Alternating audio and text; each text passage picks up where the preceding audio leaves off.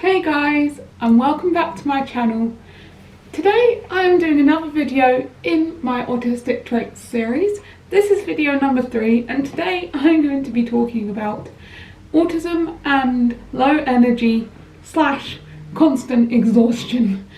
So before I get into this video, if you find this helpful, then please share it with everyone you know so that we can spread more awareness and understanding of autism. So, without further ado, let's get on with it. Many autistic people will struggle with constant exhaustion, having low energy, feeling drained. I find that the world can be very overwhelming and overstimulating, and this can in turn lead to having constant exhaustion. I know that my friends probably get so tired of me always saying, "Oh, I'm so tired, I'm constantly tired. Oh, how are you today? Oh, I'm fine, just really tired." And they say, "Oh, you're always tired." And I'm like, I know, I've just sort of resided to the fact I'm always going to be tired for the rest of my life. But here are some more specific reasons as to why we might constantly feel exhausted. Having to mask, difficulty sleeping, executive functioning issues, seeing detail and patterns in everything, having constant anxiety, overdoing it, having to process a lot more than other people, struggling to regulate our emotions, hyper-focusing, having to make decisions, having burnout, having to constantly explain your disability to various people, and to be honest, just having to deal with having a disability itself can be exhausting.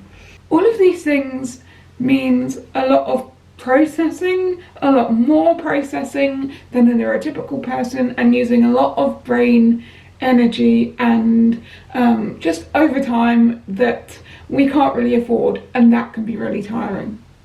Since being constantly drained all the time, you're really having to limit your activities that you can do.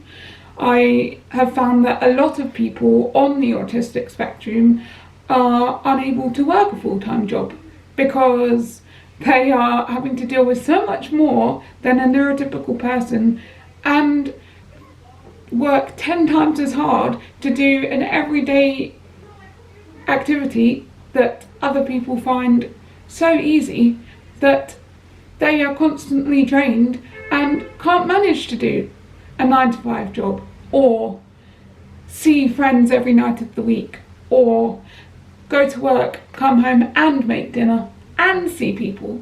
It's a lot for people, and I completely understand why some people can't manage a lot of things that are societally expected of people at certain points in their life. I know that in the past, and still to this day, I don't always take my exhaustion seriously. I will openly admit that I am just constantly exhausted, and I know that this isn't the same for every autistic person, but it is very commonly seen in autistic people, and I have to be careful in how much I do and what I spend my energy and my time on so that I don't end up in a state of burnout. And this kind of happened recently. It was my birthday last week, woohoo! And it was so exciting, and I love getting to see more people and spending time with friends and doing fun things, but I also didn't really estimate the toll it would have on my energy, and things like change in routine and things that come with that can be quite tiring as well. And so by the time I got to a week after my birthday, I ended up napping for 4 hours because I came home and I was absolutely wiped out. Like, I was at the state where I couldn't talk to anyone, I couldn't interact, I couldn't make dinner, I couldn't get up and do things that I wanted to do because I literally felt exhausted. And it's important to recognise when these moments in your life are going to happen And so you can try and prevent them. For example, if you know you're going to have a busy week and you're going to have changes in routine and more social activities, then you can try and cut down on another area of your life to make up for that so that you don't feel so drained afterwards. And I should have done that, but I didn't quite. And I'm now feeling the repercussions of it. So that is not fun. And you can tell my voice is starting to go as well, because that's what comes with overdoing it and feeling tired.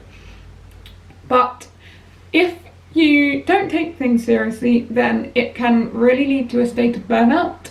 Now, burnout is basically where you get to the point where you physically are unable to do the things that you used to do, and you might shut down, you might constantly be sleeping, you might not be able to get out of bed, do everyday things like cook a meal, do your washing, go outside, see people. All of those things might completely go, and you actually can't physically do them because you've exhausted yourself so much. And I sort of got to that state this week because I realised, my routine's changed. So one, I sort of then almost forget to do things I normally do because I'm so used to doing them at the same time each day or each week that when my routine changes, I don't think to do these things.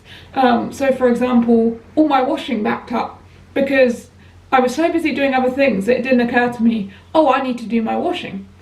And then my house gets untidy because I'm so busy doing different things that I don't get time to tidy it. And by the time I come back from all this socialising, I don't have the energy either to do these things. And that is not a good state to be in. But there are ways to prevent burnout, such as taking naps when you need to. Like I said, if you know you're having a busy week, maybe cut down somewhere else to make up for it. Having things like microwave meals prepared so that you're not spending your energy making meals.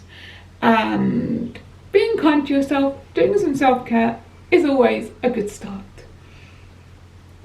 There's something that I've touched upon in another video, which I'll link in the description down below of this video, which is called spoon theory.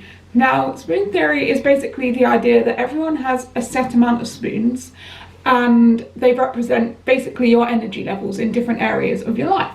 So for example, you might have a certain amount of spoons to go towards physical energy, socializing, executive functioning, and so on. And it is believed that people that are autistic have an exceptionally lower amount of spoons than a neurotypical person. So for example, a neurotypical person might just go throughout the day not even thinking, I'm going to run out of energy, I can just do so many things and still wake up the next day and be absolutely fine and feel rested. Whereas an autistic person might say, okay, I've made dinner today and actually that took it out of me, I now can't do anything else. Now that's just an example, not every autistic person is the same and has the same experiences.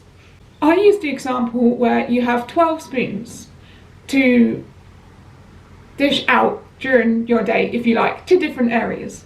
So, for example, you wake up, you have breakfast, brush your teeth, go to work or school, come home, you might have a doctor's appointment, you might have to make a phone call, you might have a meeting online, you might be seeing friends, you've got to then make dinner, and then get ready for bed, and then go to sleep.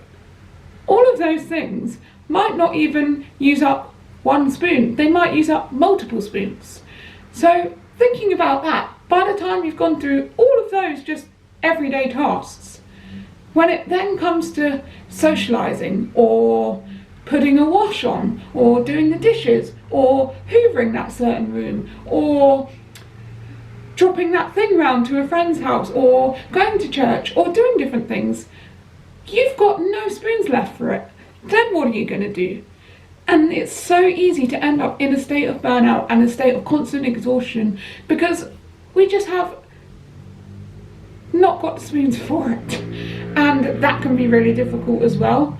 And so it's really easy to overdo it and think, oh well, society says that at this age you should be at this stage in life, and oh, that person's doing like that much and I should be doing what they're doing because we're the same age, and oh, I should be doing more because this person is. And it's so easy to get caught up in that, but the reality is we're all our own people, we're all completely different, and wherever you are in your stage of life, there isn't a place where you should be or what you should be doing, because it's your life.